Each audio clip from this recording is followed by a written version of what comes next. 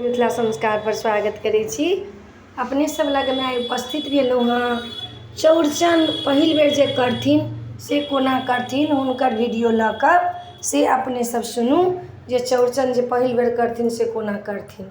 देखियौ, चौड़चन जे पहिल बेर करथिन तऽ एहि बेर करऽके बड्ड नीक तिथि छै, कियाकि तऽ एहि बेर मलेमास नहीं छै, पुरुषोत्तम मास नहीं छै, कोनो हाई हपट नहीं छै, सोझे सोझे छै। तऽ ताहि दुआरे अपने सब नहा खा लेब, एक दिन पहले नहा खा कऽ माथा धो लेब। अपने सब जे राहरिके दालि खायब, चाहे मूँगके दालि खायब, चाहे केराउके दालि खायब, चाहे चनाके दालि खायब, नहा खा दिन में जे केराउके दालि, चनाके दालि, मूँगके दालिके बना लेब।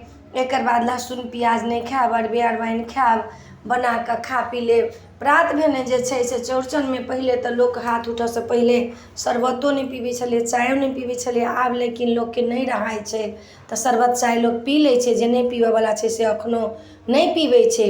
अहाँ पहिल बेर करब तऽ नहीं बर्दाश्त हैत तऽ भोरबामे 4 बजेमे उठि कऽ चाय बना कऽ पी लेब, शरबत पी लेब, तखन व्रत राखब।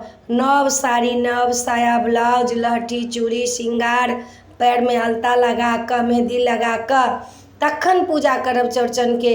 तखन कएटा संताने तएटा मटकुरी करब, जएटा मटकुरी देबै तएटा अहाँ डाली देबै, तखन जाकऽ अहाँके पूजा हैत। तऽ अहाँ सबके देलहुँ हँ जे पहिल बेर जे व्रत बाँसके चंगेरी जरूर कीन लेब। पहिल बेर जे करै छी तऽ बाँसके चंगेरीमे डाली देब, वंशदान होइ छै। बाँसके चंगेरीमे आब लोक कहै छै थारीमे दऽ देबै, थारी कैला देबै? बाँसमे होइ छै तऽ बाँसमे देबै ने। टिफिन पौर लेब दही मटकुरीके, कैला मटकुरीमे किया नहीं देबै जे टिफिनमे पौर लेबै? दिल्ली बम्बई कलकत्तामे भेटै छै, गाँवमे लोकके नहीं भेटै छै, पाइ लगतै। तऽ सालमे तऽ एके बेर सब व्रत होइ छै ने, तऽ एके बेरके कीनऽके मटकुरी, माटिके मटकुरी कीन कऽ दही पौरब। पिठारो जे देबै अहाँ मटकुरीमे, आब तऽ खैर पिठार केओ नहीं दै छै, ताहि दिन बड्ड गरीबी रहै तऽ लोक दै। पिठारो जे अहाँ देबै तऽ आब परसू चौड़चन छै तऽ काल्हे खन अहाँके पिठारो देबऽ पड़त, आ दहियो पौरब तऽ काल्हे खन साँझमे दही पौराइत। एक दिना दही चौठी चानके नहीं पौराइ छै।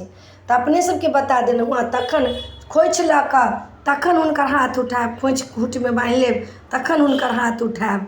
तऽ अपने सबके जे पहिल बेर करबै तिनका सब लए ई वीडियो छनि। नीक लागत चैनलके सब्सक्राइब करब, लाइक करब, कहऽके नहीं बिसरब। जय मिथिला, जय माता जी।